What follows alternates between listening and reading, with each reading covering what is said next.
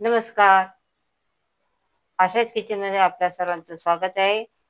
आज आपण बनवणार आहे हेल्दी, पौष्टिक आणि टेस्टी डाळिंबाचा ज्यूस.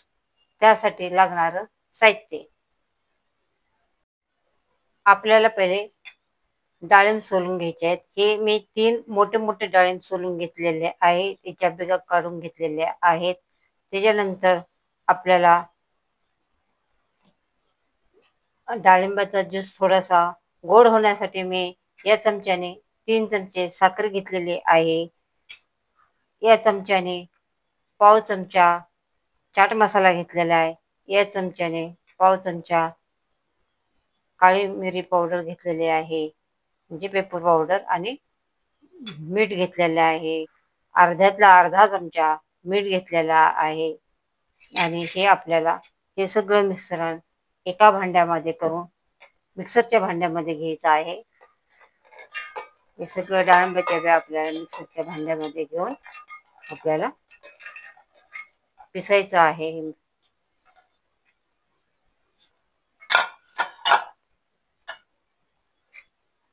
त्याच्यामध्ये आपल्याला पहिली साखर घालायची आहे. साखर तुमच्या चवीप्रमाणे घालू शकता, आणि तुम्हाला डायबिटीज असेल तर तुम्ही नाही घातले तरी चालेल. हलकसं हे मीठ घालायचं आहे. चाट मसाला घालायचा आहे. काळी मिरी पावडर घालायची आहे. आणि हे सगळं आपल्याला एकत्र चांगलं पिसून घ्यायचं आहे. हे आपल्याला अर्धा ग्लास पाणी टाकायचं आहे, पण हे मी एवढ्या वाटीभर असं थंड पाणी फ्रीजमध्ये करायला ठेवलं होतं, आणि अर्धा ग्लासाच्या हिशोबाने आपल्याला त्या ज्यूसमध्ये पाणी टाकायचं आहे. आपला ज्यूस रेडी झालेला आहे. आता आपण छन्नीने ज्यूस गाळून घेऊया, आणि त्याला एका चमच्याने असं हलवून जेवढा ज्यूस पडेल तेवढा आपण तयार करून घेऊया. चमच्याने हलवायचा आहे, म्हणजे ज्यूस गाळणीमधनं पटपट गळतो. अशा प्रकारे हा ज्यूस टेस्टी आणि हेल्दी पौष्टिक ज्यूस तयार झालेला आहे. आणि याच्या आपल्याला आता हे ज्यूस ग्लासमध्ये भरायचं आहे. हे 2 लोकांपुरेल एवढा ज्यूस तयार झालेला आहे. याच्यामध्ये ज्यूस असा हा डाळिंबाचा ज्यूस हृदयासाठी किंवा कॅन्सरसाठी खूप फायदेमंद आहे. आणि ज्यांना रक्ताची कमी असते त्यांच्यासाठी पण हा ज्यूस खूप फायद्याचा आहे. हा लहान मुलांना तुम्ही दिला आणि वयस्कर माणसांना जरी दिला तरी तो त्यांच्यासाठी पण खूप फायद्याचा आहे.